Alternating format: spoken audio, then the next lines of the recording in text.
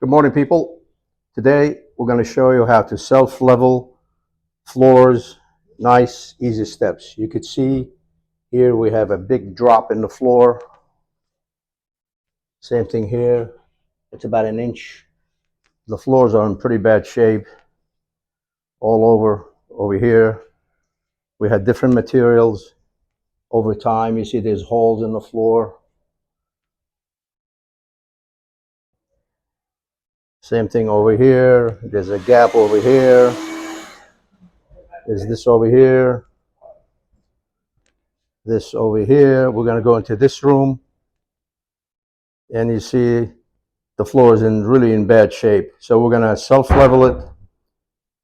And then we're going to install vinyl planks, gluing them down directly into the floor. First thing you got to do, and make sure that is very important step, is to vacuum your floors and make sure it's dust free. Then we're going to go ahead and prime the floors. The most important step in this whole process is priming the floors.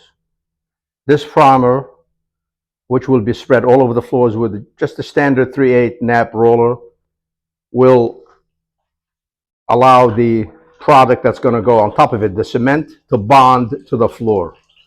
So you just kind of dip it in there and you roll it just like you're painting the walls. Make sure you get every little spot of the floor.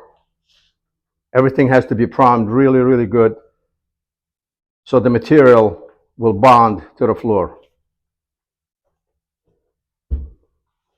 After doing this, we have to wait approximately 2 to 3 hours until the primer dries all the way before our next step of leveling.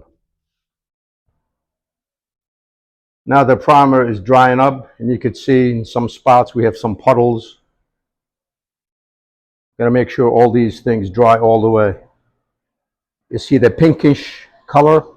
That's the color of the primer. Sometimes it's pink, sometimes it's blue. It really doesn't matter. It depends on what the manufacturer recommends based on the self-leveling that you're going to use. So these areas have been primed. And now we're going to start mixing and leveling. Okay, now we added a 50-pound bag of self-leveler with 5 quarts of water. And we're going to mix it for about 2 minutes. And then we're going to pour it and start leveling. Okay, now that we finished mixing the patch, we're going to start filling in the deep holes first. Just pour it in there. And you'll see how we'll move around. It starts to find the low spots. In the meantime, I'm using this squeegee. It's a soft squeegee to move the material around. This is very, very deep, so it's going to require more than one filler. So we're going to mix another one, and then we'll come out of this spot and continue to do the rest of the area.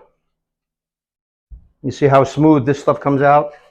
But first, as you can see, we need another bucket in here in order to fill in this gap. We're going to pour another bucket in here to raise the floor up and just move it around.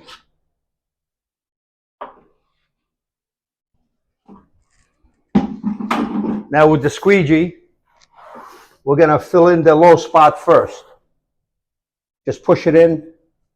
Then you start to drag the excess away from that area.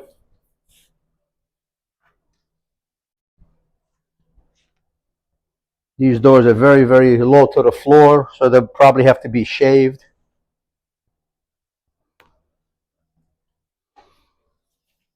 Now you push it over here, make sure you get all the spots. And then you simply drag it very gently. Don't push too hard. Don't pull too hard. Just pull it. And you'll see the material flow.